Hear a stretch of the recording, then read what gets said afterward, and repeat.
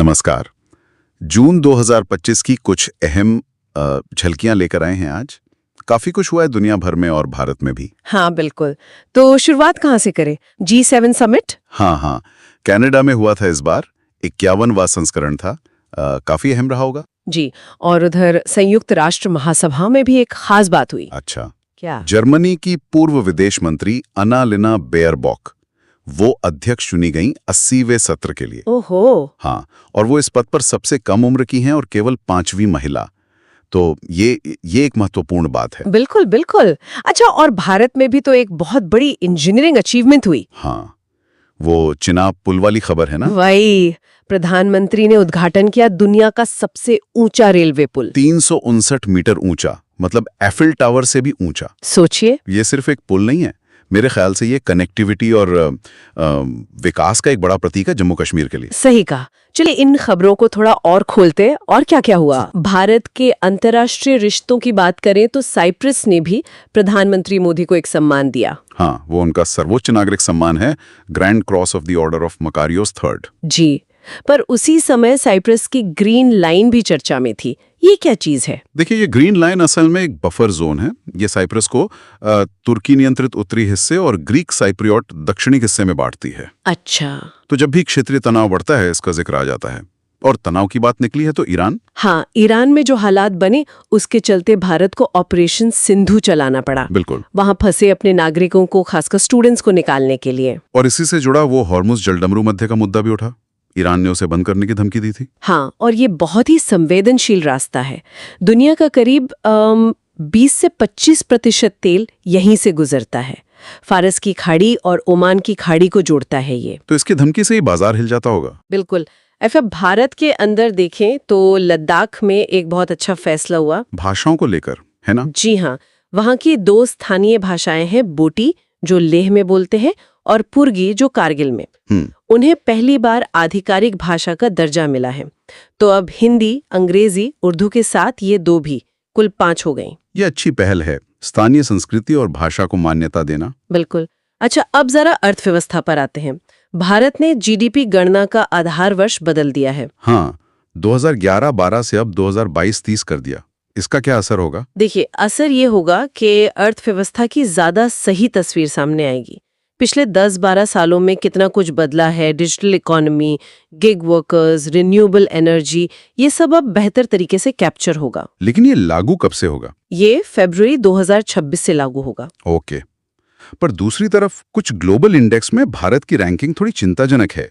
जैसे global gender gap report में हम नीचे आ गए। हाँ, ये सच है। WEF की रिपोर्ट में हम 129वें से 131वें स्थान पर आ गए 148 देशों में।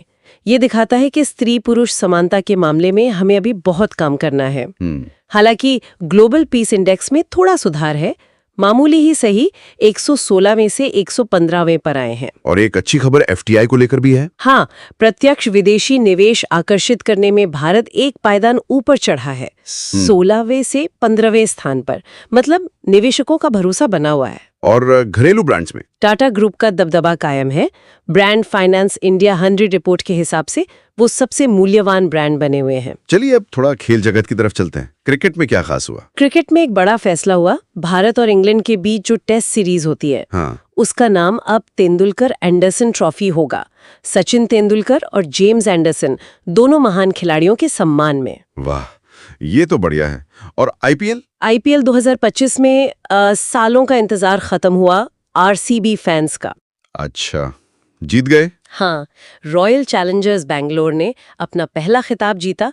रजत पाटीदार कप्तान थे और फाइनल में पंजाब किंग्स को हराया। कमाल हो गया। फैंस के लिए बड़ा दिन रहा होगा। यकीनन। और टेनिस में भी एक रिकॉर्ड बना। फ्रेंच ओपन में?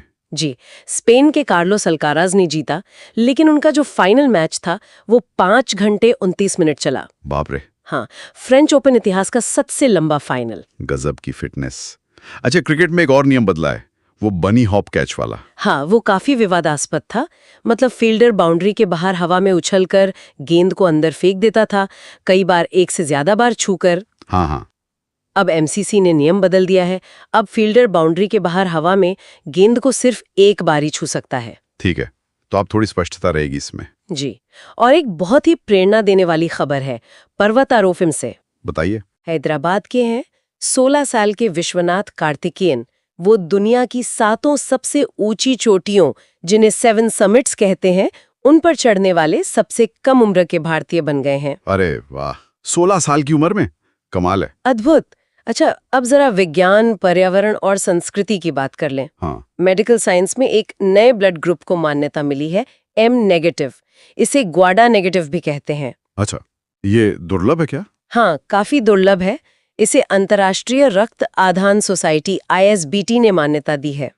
ब्लड ट्रांसफ्यूजन के लिए ये अहम जानकारी है। और पर्यावरण, ग्लेशियर पिघलने की चिंता तो बढ़ ही रही है। बिल्कुल, इसी को देखते हुए पहला अंतर्राष्ट्रीय हिमनद संरक्षण सम्मेलन हुआ ताजिकिस्तान के दुशांबे में। और 5 जून विश्व पर्यावरण दिवस की थीम भी तो प्लास्टिक पर थी। हाँ, प्लास्टिक प्रदूषण का अंत। ये हमें याद दिलाता है कि इस पर गंभीरता से काम करने की जरूरत है। सही बात है। और इसी दिशा में उत्तराखंड ने एक कदम उठाया है। जी, उत्तराखंड देश का पहला राज्य बन गया है जिसने अपनी योग नीति शुरू की है। योग नीति, इसका मकसद क्या है? मकसद है राज्य को एक ग्लोबल वेलनेस हब, मतलब वैश्विक कल्याण केंद्र बनाना। ये दिलचस्प है। हाँ, और ये 21 जून अंतर्राष्ट्रीय योग दिवस की theme yoga for one earth one health से भी जुड़ता है। बढ़िया। अच्छा, तकनीक की बात करें तो बिहार ने कुछ नया किया। हाँ, बिहार पहला राज्य बना है जिसने मोबाइल आधारित ई-वोटिंग शुरू की है। शहरी निकाय चुनावों में इसका इस्तेमाल हुआ। ई-वोटिंग मोबाइल से, ये तो बड़ा कदम है। जी, और उधर गूगल ने हैदराबाद में अपना एशिया का पहला सेफ्टी इंजीनियरिंग सेंटर खोला है। साइबर सुरक्षा पर फोकस रहेगा।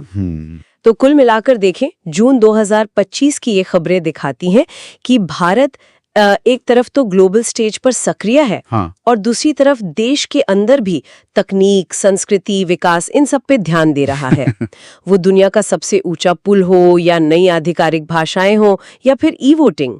सही कहा आपने, काफी कुछ सकारात्मक है। लेकिन वो जेंडर गैप जैसे आंकड़े हमें याद दिलाते हैं कि चुनौतियां भी हैं। बिल्कुल।